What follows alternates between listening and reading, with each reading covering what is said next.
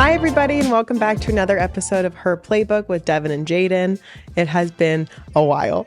It's been a month to be exact. Yeah, we did a little vlog last time, which was fun, though. That was fun, but it's always nice to be back in the studio. We've been busy. We just finished our Manhattan Beach Open tournament, which is the biggest tournament of them all, and we had a really good time. Yeah, we absolutely did. I think that it's so interesting, like we think of pressure very differently. Mm-hmm. We always say this, there's like no pressure situations that we really haven't been in for college. Like I feel like incredibly well prepared. So I never really get stressed in a game because it's like, what's there to lose? I've lost in national championships. What's there to lose? This isn't a big deal. Sure. But something about this, I mean, this goes into a whole other conversation, but there was a lot more pressure on this tournament specifically for like AVP League, for points, for Chicago. Mm-hmm.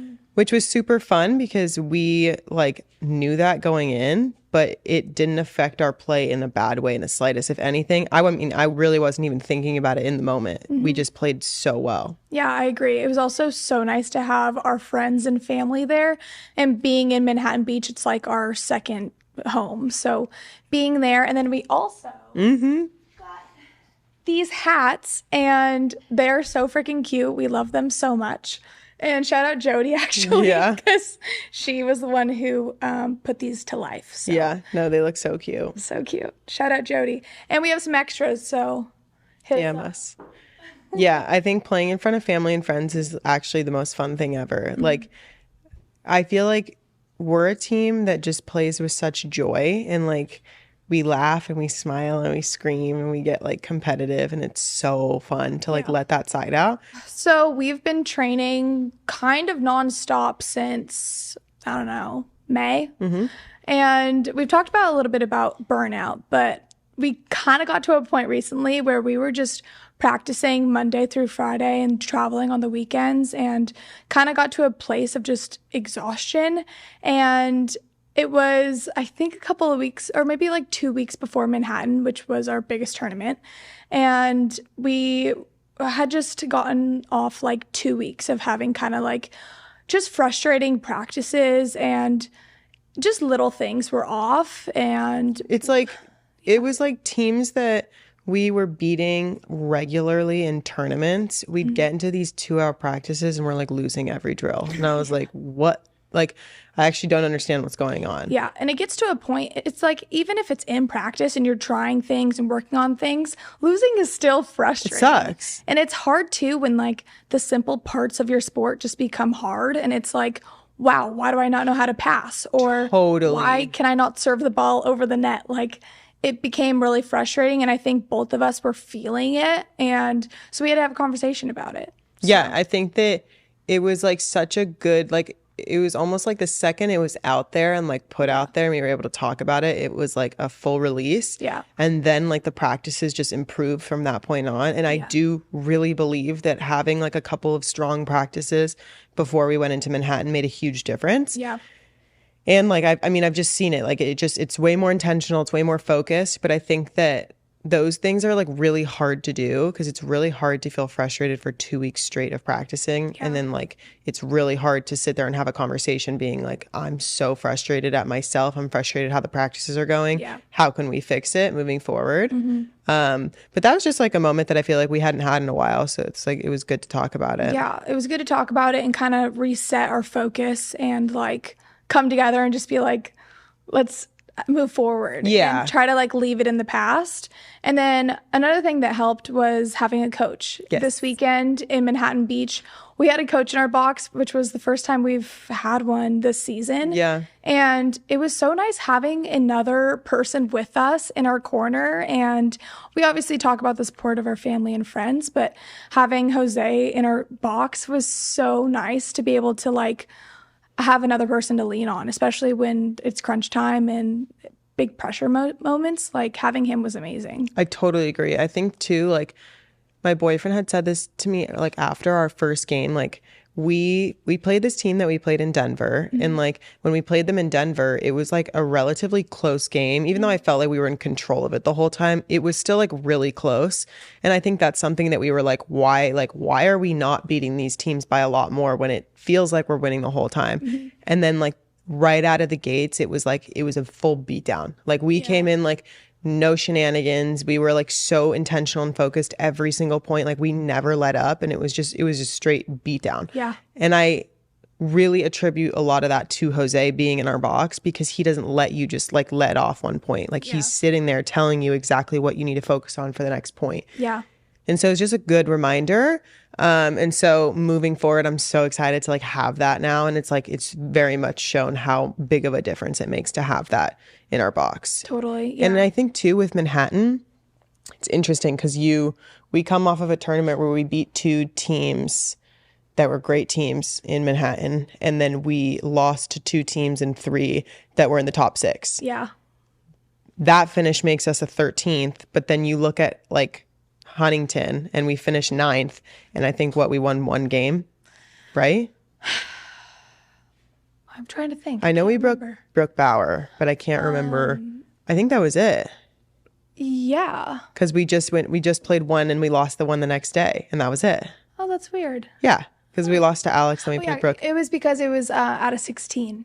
Exactly. Yeah. But it's like if you really look at it, we had a better tournament in Manhattan, but then we get 13th. Yeah. So it's just very interesting. So it's like, I don't like to like, almost when people ask like how we did in Manhattan, I'd rather just say we did like really well and I'm really proud of us. Oh, exactly. Rather than saying like, yeah, we got 13th, because that sounds like a bummer. But like in reality, I'm like, no, we did great. Like I'm super happy with the way we performed, which is why I want to keep it going and going to Chicago, which we're waiting to find out. Mm-hmm.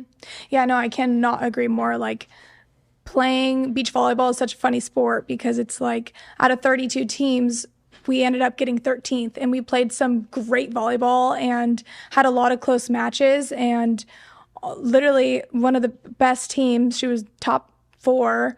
Like we almost won. We beat them in the first set and then lost a close second and then lost 15-11 in the third. And it's like a couple of points. Like we could have maybe changed the outcome 100%. and ended up placing a higher finish. But I don't know. I'm proud of us. I think we had a good tournament, and we're just hoping and praying to get down to Chicago, which would be another huge tournament and help our chances with making the league. So we're just going to we're kind of on standby is what we're on. Which is because hard. We'll find it's. So I'm the most impatient person.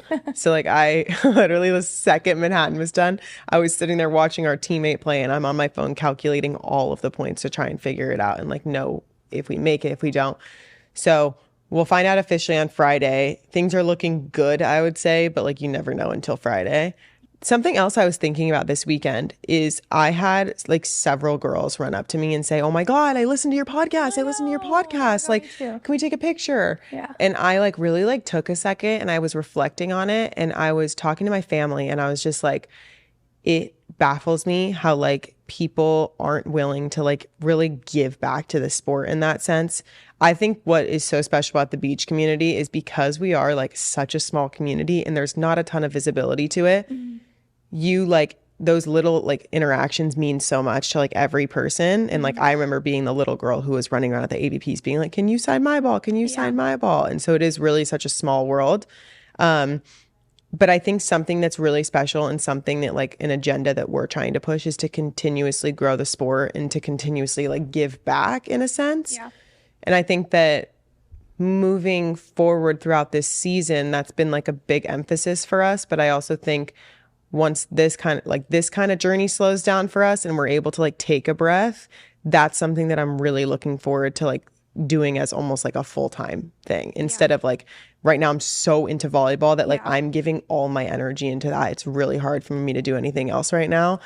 But I actually am so excited for the next chapter to where this is over, where I still get to be involved in helping give back to the sport, if that makes sense. No, totally. I feel like that's why we started this podcast. Is that's our main goal, is to impact the youth and to speak to people and share our experiences and connect and relate to people. So yeah, I think once this waiting period's over, we figure out if we're into Chicago, figure out if we're into the league, I think a lot more things will happen. And it's just, we're in this awkward phase right now where it's like we could either have a packed September to November, or it could be completely free. open. Yeah. And it kind of is the same with this. It's like we have things and opportunities in potential. So it's like in this waiting period. And it's like, do you fully send and continue doing your thing with the podcast and with the different opportunities we have? Or do we kind of have that waiting period till it all becomes like quote unquote perfect? Yeah. So it's very up in the air. But I think that that's something that we wanted to talk about today is like sit here and say I want our sport to grow and I want women's sports to grow, but I think that also involves like continuously talking and discussing women's sports. So I thought that would be a really fun thing to do today. Me too. Because I also think there was a statistic and it was about, let me pull it up. Everyone's seen it. That if women were a country, they would have placed third in medals in the Olympics. Wow. Yeah, which is insane. I was looking at that and it's women, the USA women, 67 out of 126 medals. Like that's more than half. Yeah, I mean, woman. And I think of even like what I was watching and it's like, I really, truly only really love to watch the Women Olympics. Like this is where they shine. This is where all of like sports that I don't get to see during the year, which like now I'm going to make a bigger emphasis, especially if I want to say I'm a supporter of women's sports. Like I need to go out and actively do so. Like I need to support the sports. Like I'm watching Katie Ledecky beat everyone single-handedly, but I don't see any competitions throughout the year. And it's like, how am I supposed to expect women's sports and swimming to grow if I'm only a viewer in the Olympics? Totally. And I think that goes hand in hand with beach volleyball of like, people love beach volleyball in the Olympics. And like, I don't blame you. It's the best sport to watch, especially when it's sitting under the goddamn Eiffel Tower. Like it's unbelievable. I know. But people need to support it throughout like the seasons. People need to support the like competitions that are going on internationally. People need to support the players. Like I want the story time of like, you see these amazing stories coming out about like the big people in women's sports, like Angel Reese, Caitlin Clark. You see these different Coco Gauff. And like, I want somebody to be like that, like pioneer for the beach volleyball world and have somebody's story come out so that they can kind of grow the sport up with them, you know? No, exactly. I think, like you said, in terms of beach volleyball in the Olympics, that's, you know, what people think of when they think of beach volleyball. Like I was in an Uber the other day and they were like, oh, it's really crowded at Manhattan Beach. What's happening here? And I was like, oh, there's a professional beach volleyball tournament. And they're like, there's professional beach volleyball? I was like, what? Like, it's crazy. Like what we're doing on a day-to-day basis, some people don't even know it exists. And it's like it's scary. Like I totally agree. I feel like especially like we'll be traveling somewhere and because a lot of people in Southern California are aware that beach volleyball exists because of the beaches and because it's near them. Yeah. But there are times where it's like we've been traveling and it's like beach volleyball, that's a college sport. I know. That's a sport now? It's an NCAA sport. And I'm like, yeah, it's not just for fun. Like people do this and like live and breathe it. And that's what we do. We live and breathe it. Yeah. Which is again why it all goes back to like why, oh my God, I'm like already so motivated now. Like it goes back to like I will be a part of like making beach volleyball a bigger sport. It's like a must for me because like it's given me so much in my life and I've been a part of the really small world of it. Yeah. Like I can't wait to see what it does for other people when 30 years from now, I'm no longer playing, maybe. I'm no longer playing. And now these girls have even more opportunity for it. And I think if more people can get on board, especially like everyone in the beach volleyball community and could be like, hey, let's come together and like, let's move as a unit. Yes. Like bigger changes will happen. And I think our sport deserves that. Like, I totally agree. 100%. So there are some headlines I'm going to read you. Okay. And I'm going to just get your raw reactions. And even if you've heard about it, I want to know if you've heard of it. Okay. Jordan Childs stripped of medal at Olympics. Oh my gosh. What are your thoughts? Like terrible. I feel so bad. It's just wrong too. Like timing wise, it was wrong. They got the whole thing wrong. Yeah. I mean, that was just awful. And I think the biggest thing that stuck out with me with that was everyone shaming her on social media after. Yeah. And like all in her comment section, just being like, you never deserved it. This other girl deserved it. Comparing the two. Like that was awful. Like so sad. It's crazy too. Cause like, what was she supposed to do? Like in both ways, is she supposed to sit there and say, oh, I didn't deserve this medal. Let me go give it to the other girl when it's not her call to make. She would have gotten hate for that regardless. Oh my gosh. And then now she did the right thing. If she reported the mistake within the minute, they did it. They said, yeah, you're right. Your score was wrong. So first of all, they got their score wrong in the beginning. Like, why are we already talking about that? Like, go talk to the officials who got this wrong. Yeah. But I just can't like imagine, not only for her, like getting stripped of an Olympic medal, she had to ship it back. Like she literally had, she had to give it back home. Like they won't let her keep it. And it's like, she was so, I remember watching that too, because like the team, like Team USA was so big in the gymnastics. So I bet like having that individual moment for her was probably so huge. And I watched it and she was so excited about it. And then for that to just be gone, and for people to like pile on the top, like of her getting like Felt so ruthlessly hated on social media is horrible. But I think that people who know sports and people who have anything like any sort of brain on them will understand that like she did nothing wrong and that she should have that medal, or even if they disagree that she shouldn't have the medal, she did nothing wrong. No. So, and honestly, she's one of the coolest like gymnasts ever. And she went to UCLA. Yeah, she's a fellow Bruin. She has like one of the coolest attitudes, and she's just like a bad bitch. Sorry. Yeah. Like, she's just like so cool, and she's like authentic to who she is and herself, and I think she's amazing. Yeah, me too. Wait. Also, in the lines of gymnastics, what did you think about Simone Biles showing up and absolutely like crushing it after all the things that were said about her?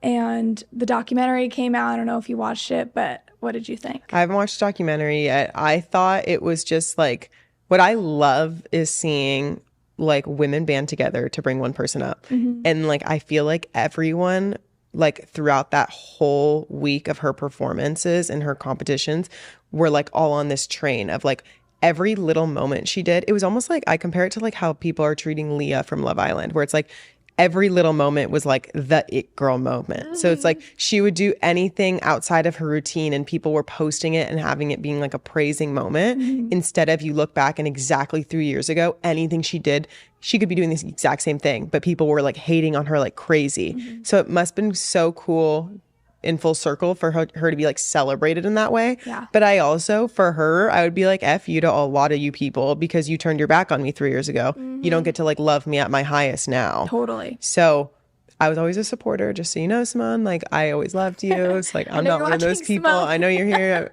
I always loved you. But I did think it was really, really cool. I agree. I think it's also amazing that she just showed up and was kind of like, you know what, like people have all these things to say, but she just like blocked him out. And like, you could tell she had the support from her friends and her family and the people in her corner. And she just did what she does. 100%. And like, she just killed it as always. I also was thinking about how there was this really sad moment I watched, and it was for Team France. And it was like their star girl went out and she was doing all the different events, and she fell on like pretty much every single one of them. And it was like a horrible fall on every one of them. She was crying and she was really upset and distraught, like as she, like 100% as she would be. Yeah. And then I was thinking about that, and me and my mom were talking about like, how do you come back from that? Like 4 years later, when if she has her shot to do that again, like I would be having the worst PTSD from that, and like the worst fear and anxiety going up and doing those huge performances. So it must have been like a lot of mental training for Simone. Like, to not only like push herself through all the competitions and all the hate, but like knowing that like you went through something really traumatic last time, and like now you're here and it could very easily happen again.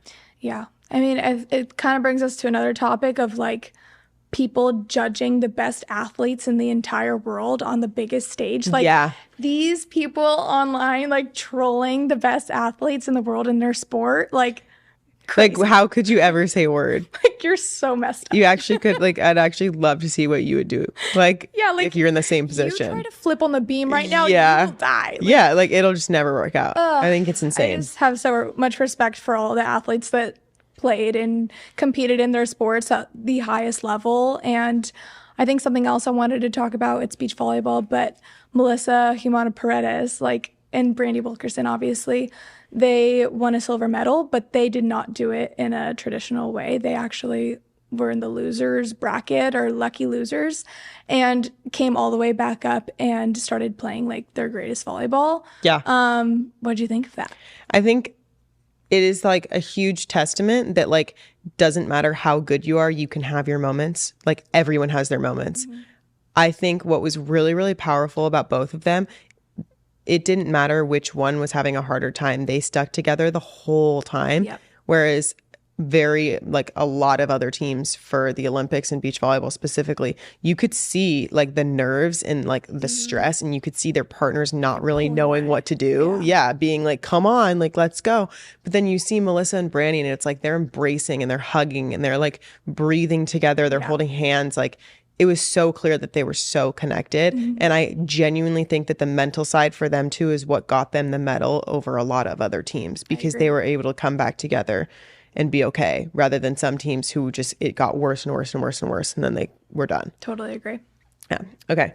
My next one is have you been seeing all of the love stories at the Olympics? Oh, yes. Me too. Oh my gosh. There's two that I've been thinking of specifically, and it's oh my God, it's gonna annoy me that I forget. I have one. Mine's a guy. It's the pole vaulter from Sweden. Yeah, that 100%. Duplantis. Oh my God, and them running into each. He like wins the world record, like hits the He like literally barely, as soon as he hit, it's like it sprung him up, and he was gone. He like sprinted right to his girlfriend. It made me cry, and they've been using the same Taylor Swift song behind all of them, and it's like, oh my God, it brings me to tears. Woodhull. Tara Woodhull. She takes it. What I love too about hers is she like took a second, realized what she did, and like the first thing she wanted to do was go celebrate with her husband. Yeah. Honestly, the Olympics, like a lot of it was focused on these amazing love stories, because there was a couple from a couple different countries that also did the same thing. And I just think that it is a huge testament to one, like, your significant other has to be bought into what you're doing and has to believe in you as well, because you cannot have a support system like properly, and you can't have that like doubt in your head, or else like now you have another thing on your plate. You know what I mean? And just to see, I could only imagine, like in Tara's case, her husband also competes in the Paralympics, so it's completely different. But like, I could only imagine like what it felt like to know that like that medal is almost shared, because it's like they probably sacrificed just as much to get to the point where you were at as well. So I think that was really cool. And it's just cool to, because like I'm sure you feel the same way. Like we have like these big moments, and like the first thing I want to do is turn to my family, my boyfriend, and being like, look what I just did. I know. I was gonna say, like, even if it's not your significant other, it's like we were talking about earlier. It's like the people in your corner that literally see like all the shit and the ups and downs that you go through in your sport, in your grind every single day. And then when you do achieve like a great thing, and like for these athletes, like winning in the Olympics, which is probably like their highest stage and their biggest goal, and you just automatically want to like spend and like share that moment with the people that love you and that also have been through all of it. Like, it's so cool. Like, no, I mean, it gives me goosebumps like thinking about it. Me too. I just think that it's a celebration for everybody. Like it's celebrating this one person and what they did, but it's also like that. It's most of the time, from what I've heard, I've never won an Olympic medal, but like honestly, every time I've won a big competition, or every time, I'll use my own experiences. When I've won a bigger competition, it's never about what I did in that exact moment. It is like, oh my God, the work that I just put in over the past year or the past months, weeks, that led to this moment is so exciting. And even when you don't win the medal, or even when you don't win the competition, but you're able to like reflect back on all of that time you just like spent and poured into that. That's like what makes it so incredible to me. It's never about just like that one moment, even though that's probably the thing you remember from it, you know? And it's never about like the medals or the trophies or like the prize money. It's like, it's the memories that you make and like the people around you that can share it with you. So yeah, like winning puts you on a high. So it's, I mean, that's just like, that's why people chase it. That okay, this one's a little bit different. Okay. Have you heard about the Australia's breakdancer ray gun? Okay. I saw it. Crazy. Okay. I'm entering 2028. Seriously. Okay, I'm gonna give you my thoughts. Okay. Like, I totally see what the world is seeing, obviously. She gets on, and it's like, it was like, I got like cringed out even just watching. I was like, are you kidding? I was like, me and my boyfriend's sister were sitting there cackling, and it's like, how could you like not get a good laugh out of that and whatever. But at the same time, oh my God, the backlash this woman is getting is, Oh no, I didn't even know that. Jaden. Like you've never seen anything like it. I thought I saw her Australia even turned their back on her. Like some people, some of the top like news reports in Australia are like we're disgraced by her. We disown her. Like she's not part of us, whatever. And this poor girl, like I saw her post a video the other day and she was saying like, I've never experienced this kind of hate. Like I'm just a break dancer. Like no, I know it's horrible. And so then I got into a really interesting discussion. I know, I'm just a break dancer. I got into this really long conversation with Noah the other day about how basically like is that like a champagne problem of like you're on like this global stage and people are hating on you because, and then what we were talking about is some people argue that like that's what you signed up for. You signed up for being able, like you're put on this kind of global stage, you have to be able to take it. Mm-hmm. I personally disagree. That could be because we're on some sort of a stage and like we're on social media. So like you could theoretically hate on me and I'm going to say like, that's not fair. I didn't sign up to be hated on. Right. But I understand in some aspect of if I get a bunch of mean comments one day, I have to be able to say like, okay, well, I was okay posting that video. If people don't like it, I have to be okay with that. But I still really disagree with the fact that anybody should be able to just send horrible, horrible messages to someone and cyberbully them until they feel like they're like not in a place, like not worthy anymore, you know? I think it's messed up. Actually, like there's been so many instances of hate and like people just trashing each other on social media. We see it a lot in just everyone who is in a big spotlight. Like anyone. It doesn't even have to be athletes. Like no, I was just watching the Love Island reunion yesterday. Me too. And I thought to myself, this is actually what struck the conversation for Noah and I, is because I was like, yes, people, I understood at first. I was kind of like in my own head, I was like, oh, Andrea is so annoying. Like I thought that to myself when I was watching the show and when I was watching what she was doing after.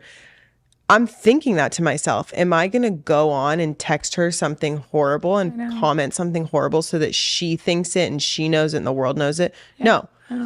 But I would never, even though I might not like love her, I would never want someone to go through that. And I feel like when I was watching the reunion, I was like, so many of these people are just broken down. And like social media right now is on this kick of like destroying people. And I've seen it with some of my favorite creators. And it's honestly like horrible to watch because like, they sign up knowing that like there's a chance they could get some hate and some people might not like them. But they don't sign up thinking that these people are going to attack them like mercifully every single day. Totally. I saw something, it was Love Island, but one of the girls was like, I walked into it being a super confident person. And I walked out of it feeling like depleted. Beaten down. Beaten down and like a completely different person. And that is just terrible. And it's like, it's amazing that something that we see as, you know, social media is like so amazing. You can stay connected and promote the things you want to promote, but it's also a place where lots of people can just be beaten down like over and over again and completely change who they are. And I just think it's so sad. And people should stick up for each other. Totally. And never be the person to write mean messages, mean comments, to belittle someone. Like, it's just absolutely. It's also really embarrassing. Yeah. Like, really embarrassing. If you're ever stalking someone on Instagram, you can, like, if it's somebody famous and you're, like, looking at old comments and stuff, the people that you follow, like, their thing comes up, right? Yeah. And so I was stalking somebody on Instagram the other day, and I was looking through her posts, and it was somebody famous. And one of like our mutual friends had commented on it being like, this is so disgustingly embarrassing. Oh my God. And I was like, oh my God. Like, what? First of all, I was like appalled. And I was like, oh my God, I am like mortified that like we follow each other. Because if me and that person ever become friends and they see that me and that person ever become friends is crazy. Right. But like, I was like, oh my God, I'm actually so disgusted because that seems like something that like only people with like no profile pictures do and like random usernames and whatever. But I was just thinking like, if you ever get caught doing that, just think about how embarrassing that is for you to be like the one hating on someone else. That's horrible. I mean, it honestly just shows like that person's probably just more insecure and is just trying to belittle someone else to make themselves feel better, which is awful. I think that I'm at the point where I'm equally motivated and equally frustrated about the like lack of attention on our sport, or like just really like lack of media. Like I stalk, and I'm not saying like, I don't want it to be a thing where like I should just be grateful for women's sports growing. Like I want to be like reaching for more, and like I am grateful for it, but I also think that it should be on like equal levels with other sports. Yeah.